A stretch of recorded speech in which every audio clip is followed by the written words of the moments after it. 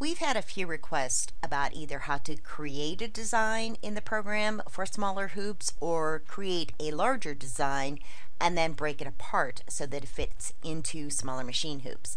So we're going to start this series with a very basic design. You can see this is very simple. It's going to be pretty easy to split up. Lining it up in your hoops may be a little bit of a challenge. So we're going to kind of deal with that as well. The first thing to do when you open a design is if you left click on pieces, you can see that the whole design is not being selected. So let's press and hold the left mouse button and drag a big square around the whole design. And let's group this design together. That's step number 1. Number 2, we're going to go to File, Save As, and we're going to give this another name. You can see I've already named it once, so I'm going to go ahead and just save it over my split one. But make sure you give this design a new name so that you're not taking a chance of overwriting your original file. So now we've got the file saved under another name, so there's no chance that we can damage the original. Now what we're going to do is get a point of reference on our screen for our hoop so we can kind of take a look at where things will fit in the machine hoop. So let's go to View and then View Preferences. In View Preferences, go to your hoop original point and select your machine hoop. Make sure that you either select your actual machine hoop or you create the hoop based on the size from the manufacturer. That's going to be important. For example, this SE400 has a medium hoop of 100 by 100, but if I have a Janome machine, my hoop isn't quite 4 by 4. My hoop is going to be 90 by 125. So it's going to be important that you pick the machine hoop that matches your machine. So I'm going to go ahead and go with the 4 by 4 for right now. Now the next thing I want to do is come down here and make sure that it says Show Hoop. So put a check mark there. And I have one more thing that I'm going to do that's a little different than what we usually do when we show our hoop. I'm going to remove the Auto Center check mark. Now, what's going to happen is when I originally insert this hoop, everything's going to be centered anyway.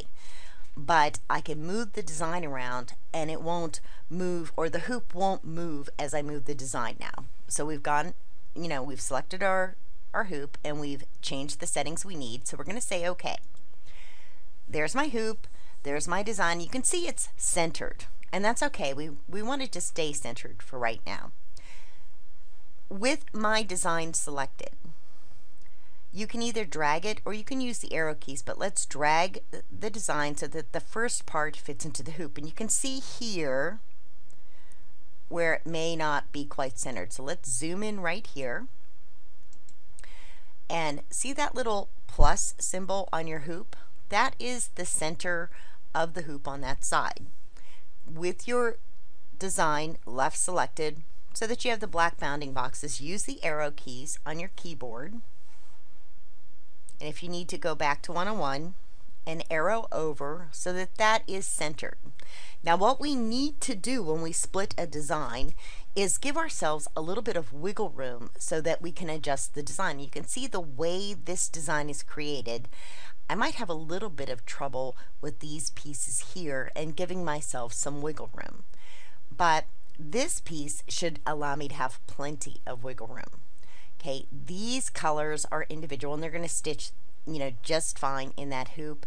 The leaves are going to be fine. They're going to fit in that hoop. The stem, however, is not going to fit completely into this hoop. So I'm going to have to do a little bit of editing, and then I'm going to have to figure out how to align everything, right?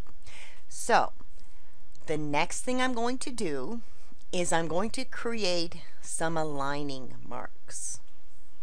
I don't sew these and I'm not going to keep them in the final design, but it's going to help me visually see how things are going to fit and where my overlap is going to be. To do that, I'm going to come over to my Create toolbar and select the Create Rectangle. Okay, when the little dialog box opens, change the type from area to a line. We don't need a double run, so we can go ahead and change it to, just a run. You can leave the color this color if you want, or you can always change that. So now I'm going to create a rectangle, and I don't even have to be perfect, so I'm just going to kind of drag a rectangle and release. and press escape. Okay, so there's my rectangle. Right click off to the side, left click on the rectangle, come down to the resize, and enter your hoop size. We know that it's 100 by 100, and that resizes. Okay, so now we're just going to nudge that with it selected so that it aligns in the hoop and is centered. Okay, so now that's centered in the hoop, right? Let's go ahead and copy and paste this. Copy, paste.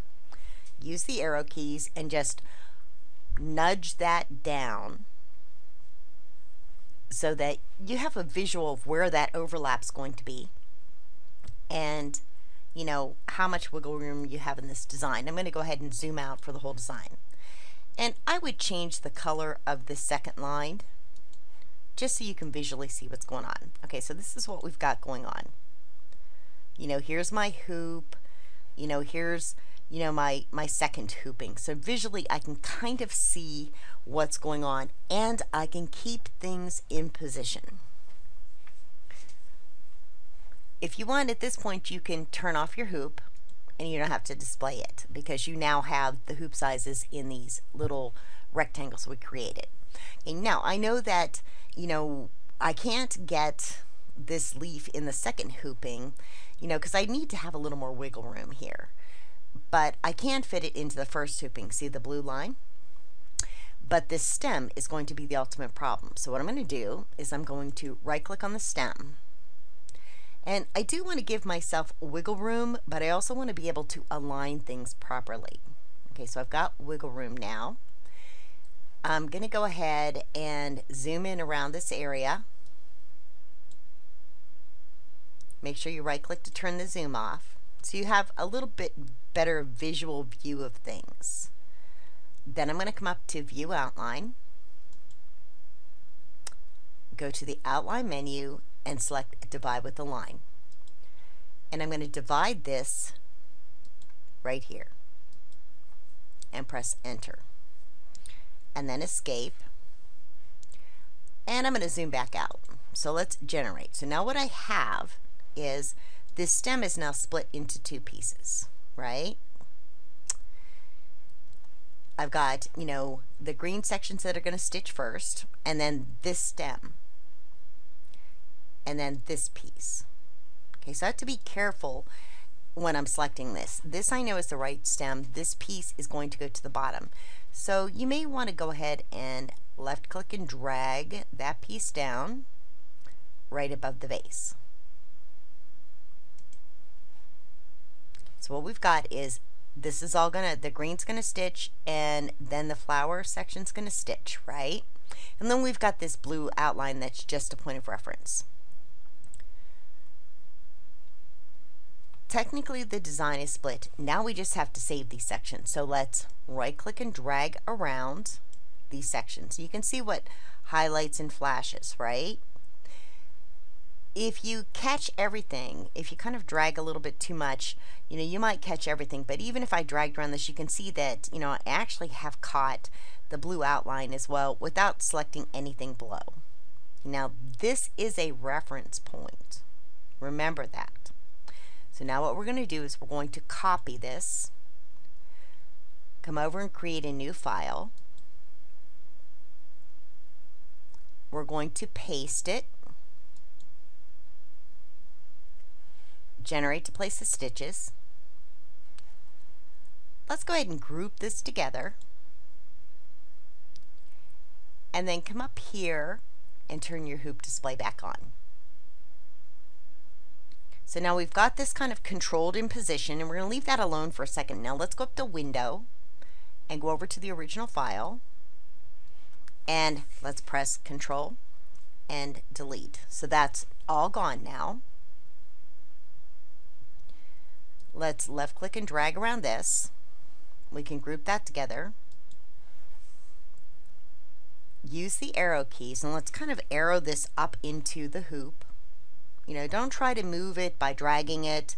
It's going to be a little harder to align that way, but you know, if I move using these arrow keys and I, Don't nudge this rectangle out of place. I can pretty much get this to align just using those arrow keys. So here's my second piece, right? The first piece is over here, and the second piece is right here. Okay, they're aligned in the hoop and they should be good. So now we're going to go ahead and come over to the film strip, and let's get rid of our reference rectangle and press delete. Now we're going to File, Save As, and save this as, like I have part A, so, we'll go ahead and we'll save the bottom part as part B. And then go to File. I'm going to preview my worksheet, but you will want to print your worksheet. What we're going to look at, you want to say this is, part B, right? I'll leave it up to you if you want all of this, but you definitely want this extra 100% design placement, okay? You can print the hoop if you want to, and you want to print the crosshairs. So this is what my preview is going to look like. You can see, there's page 1. Let's go over to the next page. There's my hoop. There's my crosshairs, and I should line up pretty good. So I'm going to go ahead and close that. So I've saved that, I've printed my worksheet. Now what's left is to export it into a machine format, so pick the format that you need, save it in the same, location, and give it the name like part B. All right, now let's go over to the other window. And you're going to do the same thing here. I'm going to File, Save As. I named this part A. And I forgot to get rid of the blue, so let's click on the blue and press Control Delete, and then of course resave that, right? Otherwise it won't fit on your machine. So now I've got this split in two. I know it's going to fit into my hoop. Don't forget to come over and print your worksheet, and make sure that you, print the crosshairs. If you want to check print hoop, do that. And then you've got the same thing. So you've got these two pieces now that you can use this to align. You know that this is your center section. You would stitch this piece first and then stitch that second piece, and you can use the template to align, because sometimes even if you perfectly center something, because of the stitching and the pull compensation, you need to do a little bit of adjustment. So use the second template to align at the bottom here, and hoop, the second, when you go to do the second design, hoop the fabric, and then use the, movement keys on your machine to move this into place and align it with the center crosshairs. So I'm going to go ahead and close this. Of course, you're going to export again, and you're going to give it, pick your file format and give it, a name like part A. Okay, now the reason you put A or B is it's going to be what stitches first. In this case, it's probably not going to matter too much if I stitch A or B first. This is a very simple design. But on more complicated designs, your stitching order is going to be a very important thing. Okay, so this was just a very basic design on how to split. We'll make another video with a little more complicated design as we go along.